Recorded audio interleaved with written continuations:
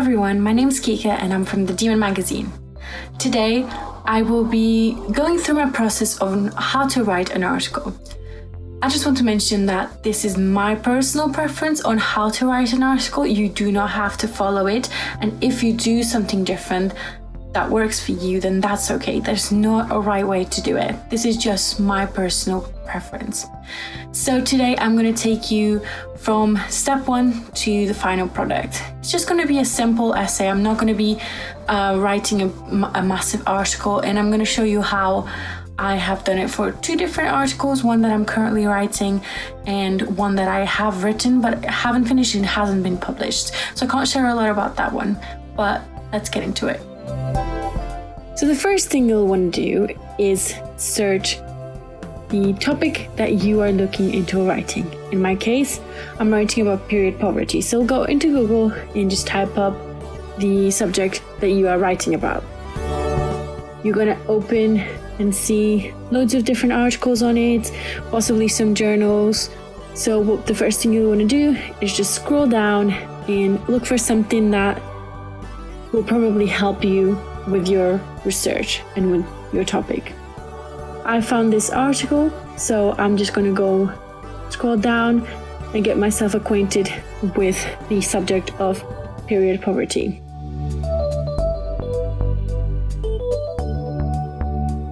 So when I find other articles that you can read, make sure that it's factual and it will help you with your research. So after you read through all the articles, the thing you'll do is you'll take the information that you need and you'll put it all in one document. Make sure you put the links before you copy the thing so you know which sources you are getting your articles from. It's also a good idea to then highlight immediately something that you think will be really good to quote. For instance, if it's a quote from an expert, that will be really, really good to highlight in green so you can put it in your article.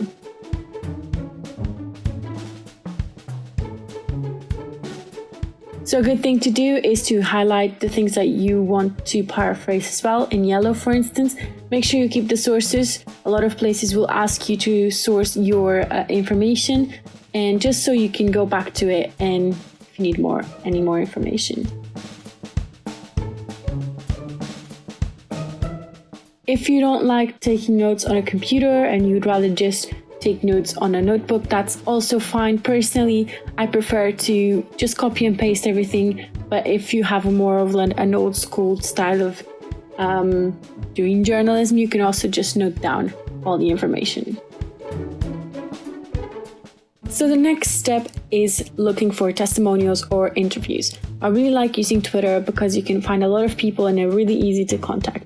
So go into the search bar and type up your topic. As I said, mine is period poverty.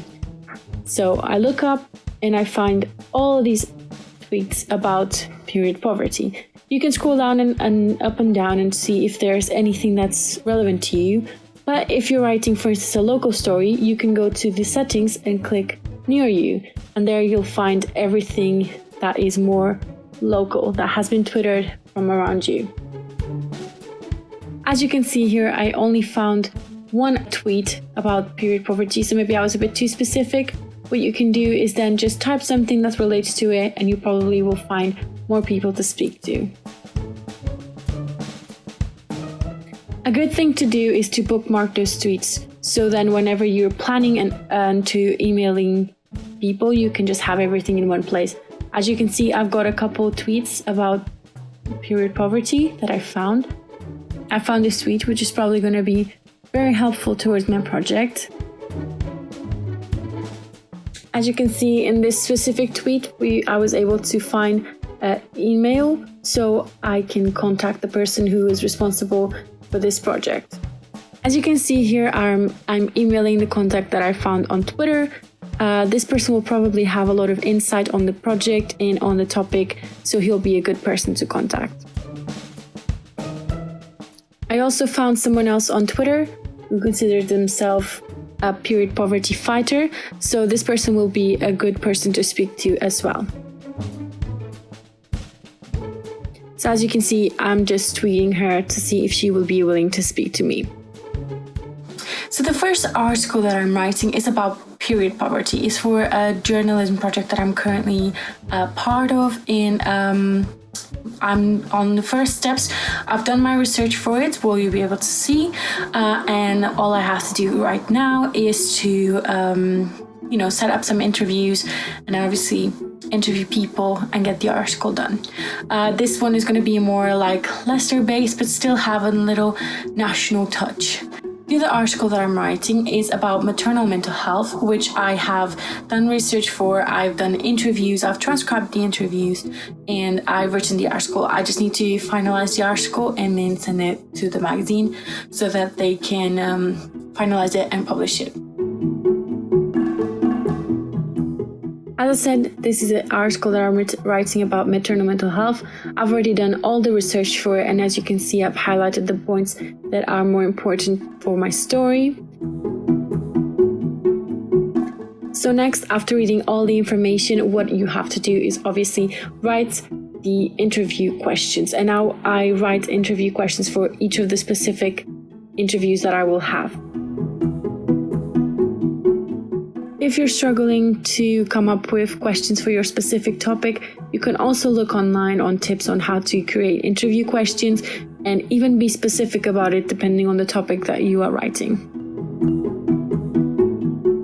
So after the interviews, you're going to have to listen to the recordings and transcribe them. As you can see here, this is my transcribed interviews. The stuff highlighted in green are the ones that I want to use as quotes, and the stuff highlighted in yellow are the ones that I want to paraphrase. So after that, and by putting all the information that you got from your research and from your interviews, you can put it together in a nicely written article. Obviously, that's up to you. Everyone has a different style of writing. So there you have it. That is my process on how to write an article. As I said before, if you do something different, that's absolutely fine. There's no correct way to write an article. This is just the way I go about and do it. If you have any tips or any questions, leave them in the comments. And I hope that this helps somehow in your future journalistic work. See you later. Bye.